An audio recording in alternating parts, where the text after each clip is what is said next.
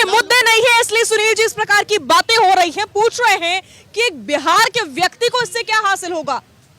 ये देखो, ये देखना पड़ेगा ना कि जिस पिछड़े वर्ग की बात कर रहे हैं, दलितों की बात कर रहे हैं, सवर्णों की बात कर रहे हैं, इस बिहार में 33 वर्ष तक मुख्यमंत्री कौन रहा? पिछड़ों का रहा। मिला क्या पिछड़ों का? तो क्या सरकारें इस पर श्वेत पत्र जारी करेंगी क्या कि पिछड़ों के लिए अब तक क्या हुआ, दलितों के लिए क्या हुआ, सवर्णों के लिए क्या हुआ, हिंदुओं के लिए क्या हुआ, मुसलमानों के लिए क्या हुआ? केवल इस मामले को फंसा करके आप जो मुद्दे वास्तव में है, विकास के मुद्दे पर लड़िए, स्वास्थ्य के मुद्दे पर लड़िए, हेल्थ के मुद्दे पर लड़िए, एजुकेशन पर लड़िए। ये जातिगत का मतलब क्या है? और फिर बिहार सरकार ये बताए साजिया जी कि ब्लूप्रिंट आपने तैयार क्या किया है। यदि आपके पास जातीय आंकड़े आ गए, उसके पास फिर क्या है? आपके पास क्या करेंगे? कोई ब्लूप्रिंट आपके पास नहीं है। स्टेट गवर्नमेंट को कोई अधिकार है ही नहीं। जब अनुसूची 7 में सीधा सीधा अधिकार भारत सरकार को है कि जब तक पूरे देश के आंकड़े एक जगह नहीं आ जाएंगे तब तक निर्णय हो ही नहीं सकता है। तो बिहार में हो, कर्नाटक में नहीं हुआ।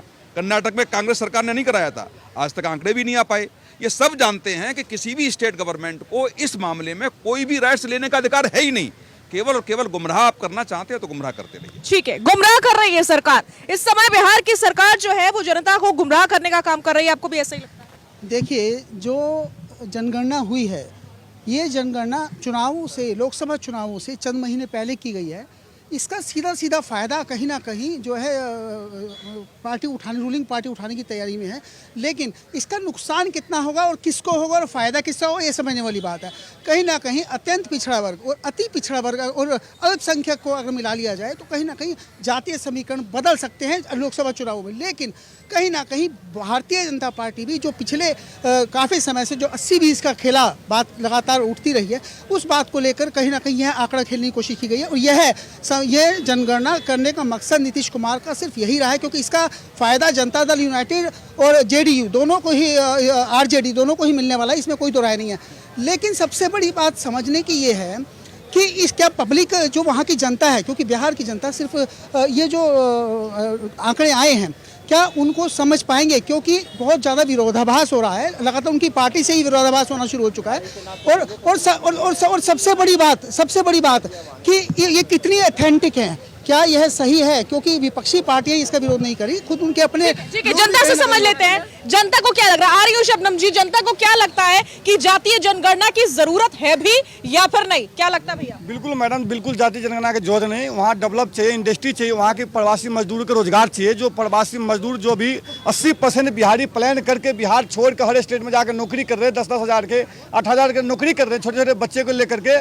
जब बच्चे अपने माँ जब अपने बेटे को ट्रेन में चढ़ाने जाता था, माँ रोता जो खास बेटा हमारे साथ होता, बहन रोती जो खास हमारा भाई हमारे साथ होता, पत्नी उनकी रोती खास हमारा पति हमारे साथ होता। आज जो जनगणना की बात जो कही जा रहा है, मैं ये कहना चाह रहा हूँ, जनगणना करवाए कहाँ पे?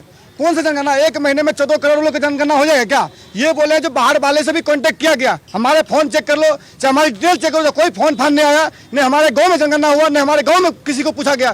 सिर्फ एक तबके के लोग को, सिर्फ मुसलमान को ज्यादा उस पर रख दिया। ये इतना परसेंट है, दलित इतना परसेंट है, जहाँ की नीतीश कुमार को तो कुर्सी छोड़ देना चाहिए। भाई 3% कुर्मी समाज से आता, नीतीश कुमार कुर्मी समाज से आता है, बिल्कुल कुर्सी छोड़ देना चाहिए। तेजस्वी यादव को कुर्सी छोड़ के मुसलमान को बैठाना चाहिए। भाई मुसलमान को ज्यादा है ना, ज्यादा से ज्यादा तो मुसलमान वहाँ पे 17%। नहीं, बिहार के वासी हैं शबनम जी, और कह रहे हैं कि किससे पूछ के इन्होंने जातीय जनगणना अगर सर्वे करवा भी रहे हैं, ला भी रहे हैं, तो कैसे? वहाँ की जनता से तो कोई पूछताछ हुई नहीं है।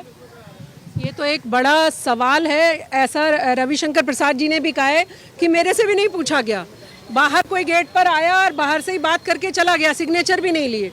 तो हो सकता है इसमें भी कुछ ना कुछ करप्शन निकले, क्योंकि विपक्षी तो करप्शन के लिए मशहूर हैं।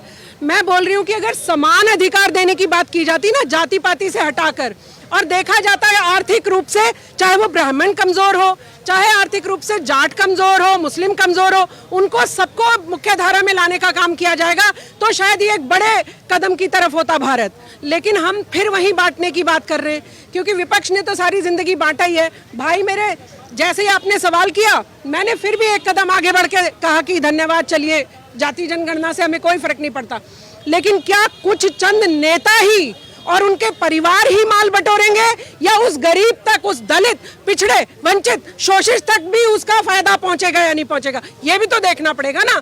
जो भी उन पिछड़ों के नेता रहे, सबके पेट मोटे इतने इतने, और सबको देख लीजिए, कोई मुख्यमंत्री बना बैठा है, किसी का बेटा सांसद है, किसी की पत्नी, किसी का भाई, लेकिन वो दलित आज भी रोते घूम रहे हैं।